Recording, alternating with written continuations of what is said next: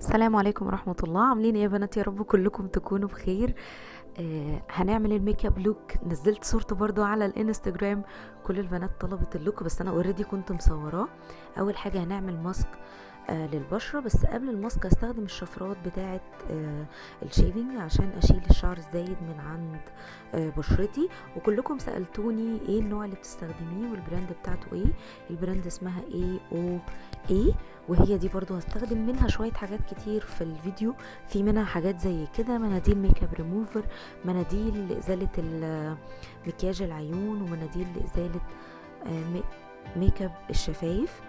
فأول حاجة جربت المنديل اللي هو في الباكج اللي هي السودة دي. يعني ما حبيتهاش قوي، خشنة شوية على البشرة، بس نظفت بيها بشرتي. وبعد كده اخدت الماسك هو بالليمون يا بنات. عايزه اقول لكم انه فظيع فظيع. الحتتين بقى نازلين من العين دول عشان تغمضي عينك كده وريلاكس، وتحطيهم كمان على جفن العين. الماسك بصراحه حلو قوي. دلوقتي خلاص يا جماعه، بقينا كلنا لازم نستخدم الماسكات دي قبل الميك اب او في العموم. يعني ممكن تستخدميها وتنامي، او دي حالتي لما بحط الماسك يا جماعه. تستخدميها وتنامي، تستخدميها يوم العناية بتاعتك في البشرة.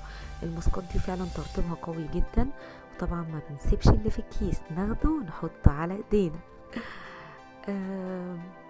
بس كده. بعد ما عملت الماسك على بشرتي، المفروض انك بتعملي له شوية مساج كده بسيط، وبعدين بتشيلي الماسك. الترطيب بقى في الوقت ده بيكون قوي جدا.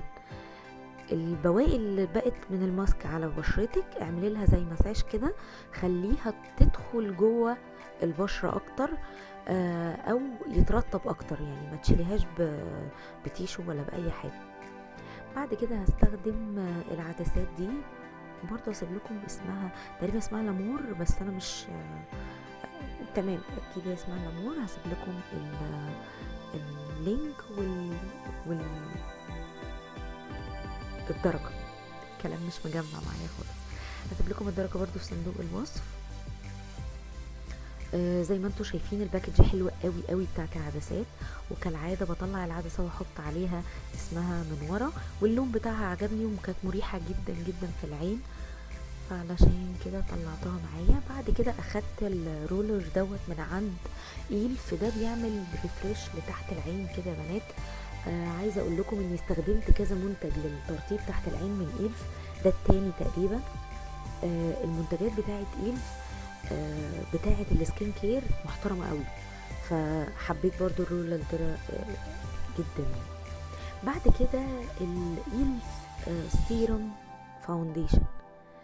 ده حاجة يا بنات عاملة زي البرايمر، وفي نفس الوقت جواها زيت، جواها سنة لون بسيطة. انا استخدمته للترطيب بصراحة، لان هو بيوحد بس لون البشرة. يعني انتوا هتشوفوا ده قدامكم دلوقتي. اداني لون تان كده شوية، وحد لي بس لون البشرة، بس ادى ترطيب فظيع. مش زي السيروم، مش قادرة اوصف لكم الوصف، بس هو ناعم قوي كأنه برايمر، فهمتوني؟ لكنه لو ليه تغطية او كلمة فاونديشن المكتوب عليه دي، فهو ملوش اي علاقة لا بالتغطية ولا بالفاونديشن ولا بأي حاجة، بس ليه ملمس ناعم وتوحيد للون البشرة كويس الى حد ما. بعد كده يجوا الاتنين برايمر دول، واحد من عند AOA بس موجود للمسام، والتاني موجود لإفراز الزيوت. انا استخدمت اللي هو للمسام. على فكرة بنات البراند دي كلها اسعارها 150 جنيه، 140 جنيه، 200 جنيه. دي اغلى حاجة عندهم. الماركة بتاعت AOA دي يعني اسعارها رخيصة جدا. بالنسبة لنا، فاكرين لما جربت المكياج الصيني وقلت لكم انا حسيت بيكم وعايزين نجرب مع بعض ميك اب يكون رخيص شويه. وكان قصدي من الفيديو ان انتوا تشوفوا ان نتيجته مش حلوه، يعني هو كان نتيجته مش عجباني. تعالوا بقى المره دي نجرب حاجات بنفس الاسعار بتاعت المنتجات دي، بس كويسه شويه. اخدت البيوتي بلندر من عند AOA برضو كويسه. جدا. وبعد كده اخدت الفاونديشن دوت من عند إلف. يعني سيبكم من الفاونديشن ده خالص، كأني ما اتكلمتش عليه خالص. تمام. الفاونديشن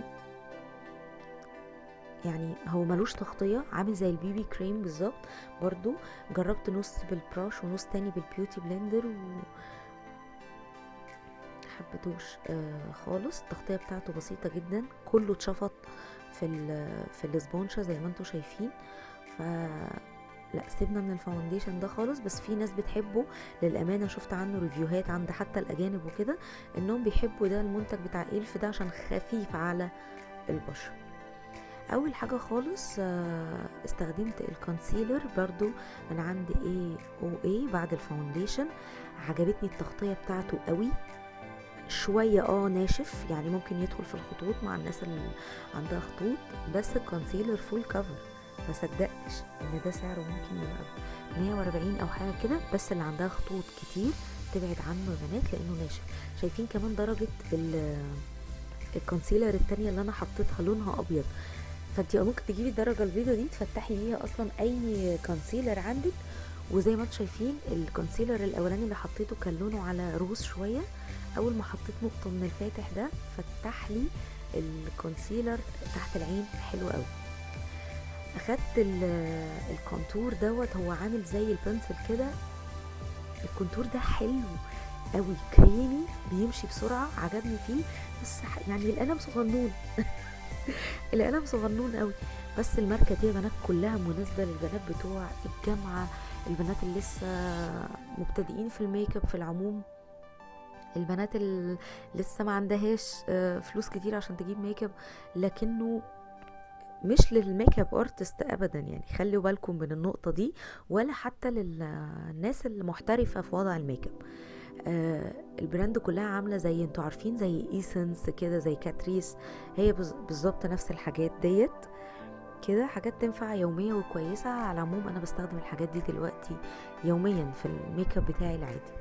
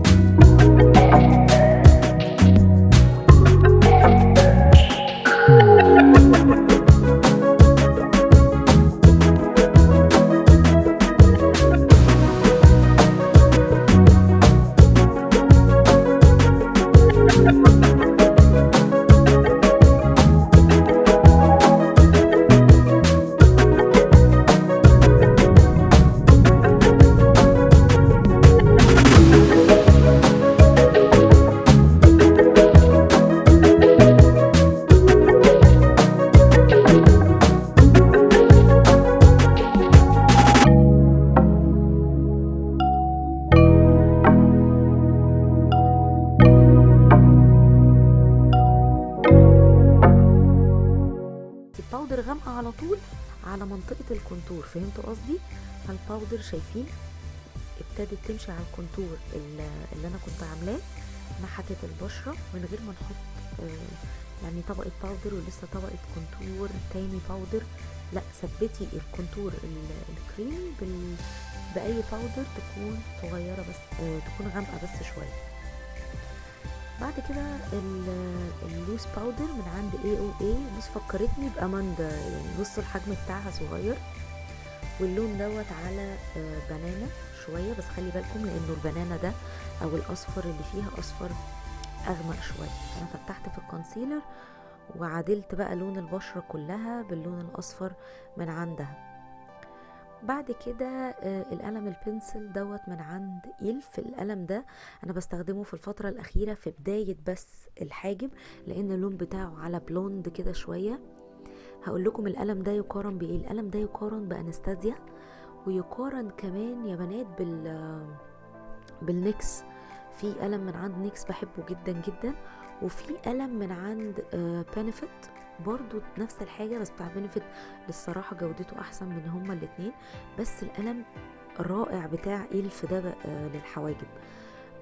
زي ما انتم شايفين اللون اللي انا مختاره فاتح، لاني بحب اتحكم الاول بلون فاتح وبعد كده اغمق الاطراف زي ما انا عايزه. اخدت الاي او اي دوت، ده الجل بتاع الحواجب، عجبني زي ما انتم شايفين، وكمان ثابت جدا جدا وعامل زي بتاع انجلوت، وكمان اللون بتاعه حلو قوي. رسمت بيه نهاية حاجبي او ظبطت بيه نهاية الحاجب. وبعد كده اخدت من الكونسيلر اللي حطيت منه تحت العين وحطيته على تحت منطقة الحاجب عشان انضف الحاجب.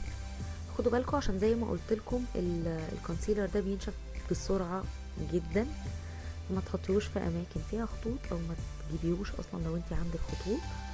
بس هو الكفر بتاعه طبعا كويس، وعلى طول اخدت فرشة ورحت دمجته بسرعة.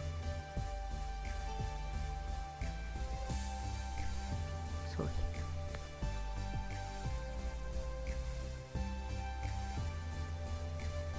ده بقول لكم تاني ان الايبرو بتاع الحواجب عجبني. طبعا ايدي بهدلت الحجاب، ما علينا بنظبط كل حاجة في النهاية. اخدت بقى الكونسيلر من عند AOA اللي هو لونه ابيض، بس استخدمته كبيس كده للاي شادو على عيوني، وحبيت الكونسيلر ده كبيس جدا لانه ناشف زي ما قلت لكم، فثبت لي الدنيا حلوه قوي. وبعدين اتدخلت بايدي على طول علشان ادمج الكونسيلر. بعد كده زي ما انتم شايفين الباليت الفاضيه دي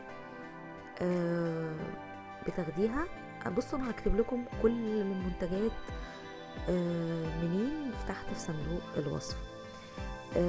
انتي بتجيبي الباليت فاضيه وبتنقي منها اي اي شادو يكون سنجل كده، وتقومي حطاه جوه الباليت. طبعا الالوان بتختاريها زي ما انتي عايزه. كمان من نفس البراند بتاعت AOA في عندهم البتاعه اللي بتنظف الفرش دي. طبعا انا بتاعتي اللي بشتغل بيها اصلا في شغلي كبيره وكده، بس دي حلوه قوي قوي للبنات العاديين، يعني اللي عايزين يبقى عندهم حاجه ينظفوا فيها البروش وهم بيعملوا الميك اب. وبعدين اخدت لون فاتح من الاي شادو ثبته. برضو رايي في الاي شادو ان هو حاجه متوسطه وكويسه جدا جدا للبنات اليوميه. البيجمنت بتاعه هتشوفوه وانتوا بنفسكم وانا بشتغل بيه.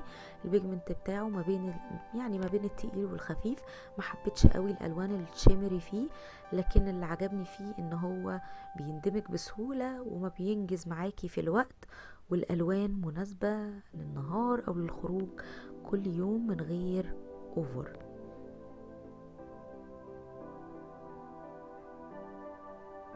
اخدت اللون الانتقالي على كسرة العين وابتديت ازوده بالوان اغمق، كل شوية ازيد في اللون الغامق.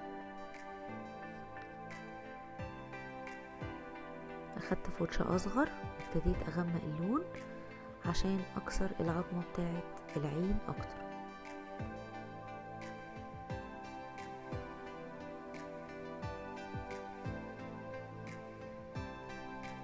دمجت الاي شادو كويس، وجيت اجرب الالوان الشمري اللي فيه، ما حبيتهاش زي ما قلت لكم يا بنات.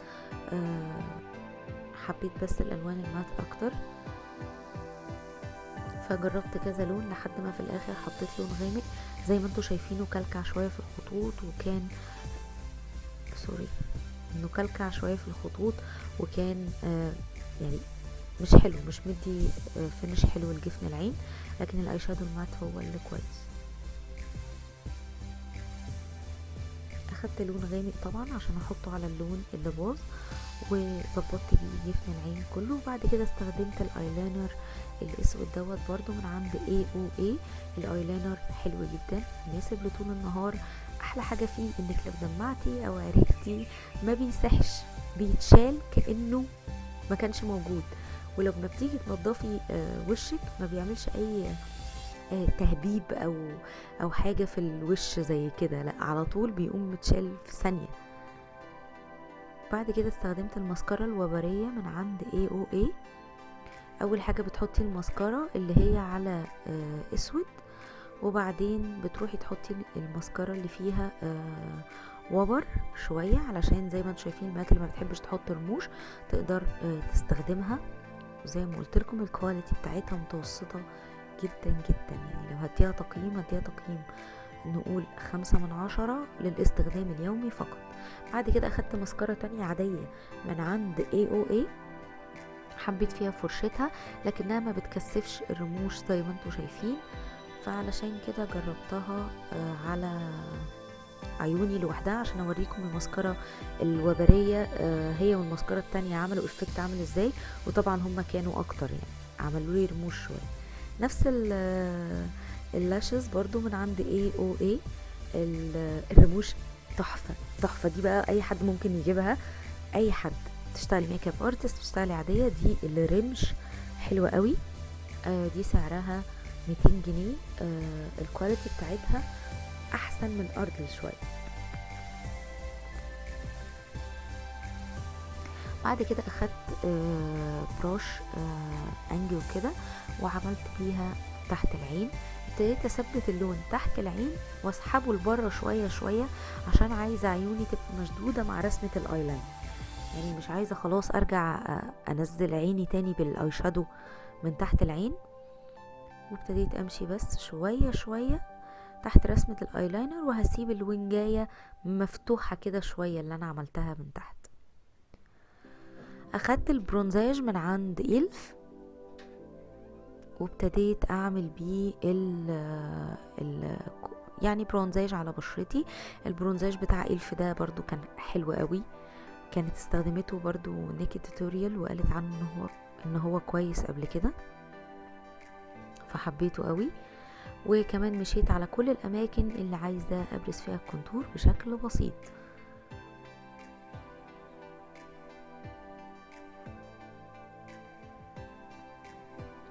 بعد كده اخدت البلاشر من عند إلف. كان نفسي اجرب بلاشر يكون سعره متوسط يقدر يناسب البنات اكتر، بس هو سعره تقريبا 400. بس فيه 4 الوان، ودي ميزته، يعني لو حسبتي ان كل لون ب100 برضو دي حاجة كويسة قوي. البلاشر برضو جميل والالوان بتاعته كانت هادية قوي. تقدري شفت ده الكوليكشن كله بتاع الارواج من عند AOA ومحددات الشفايف. ما جربتش المحدد مش هتكلم عنه، لكن اللي جربته الارواج فيها عيب واحد وباقي المميزات يعني ثابته، ما بتفرولش، بيجمنت جدا زي ما انتم شايفين لونها على الشاشه، خلاص 2 كود ورا بعض، خلاص انا حبيتها. لكن زي ما انتم شايفين ريحه الروج زي الحبر، مش قادره افهم ليه، بس ريحه الروج هي اللي صعبه شويه. طبعا هي بتطير في ثانيه، يعني انت بس ما بتحسيش بده غير وانت بتطلعي الروج، لكن الروج في العموم طول النهار فضلت حطاه، عجبني جدا. بعد كده الهايلايتر ده من عند إلف. الهايلايتر ده ما بيعجبنيش، لكن سعره بسيط وخفيف، البنات اللي حباه. بس زي ما انتوا شايفين انا لازم اكحته من العلبة علشان يطلع لي لون، ف يعني مش برجحه قوي، لكنه شكله حلو زي ما انتوا شايفين لما بيكون بس بالنهار. واللوك بتاعنا كده خلص، وزي ما انتوا شايفين ما برسمش ايلاينر كتير، فحبيت اعمل لكم حاجة جديدة. وبعدين كنت بحاول الاقي لفة طرحة عدلة، ما كنتش لاقية خالص. ظبطنا في الاخر لفة الحجاب. يا رب يكون اللوك عجبكم يا بنات واستفدتوا بالتوتوريال. هسيب لكم في صندوق الوصف كل اللينكات بتاعة المنتجات من عند براند AOA وإيلف، وكل حاجة هتلاقوها في نفس اللينك ان شاء الله. وكمان منتجات ايسنس وكاتريس وكل حاجة هتلاقوها برضو في نفس اللينك. وبس كده، يا رب يكون اللوك عجبكم. السلام عليكم ورحمة الله وبركاته.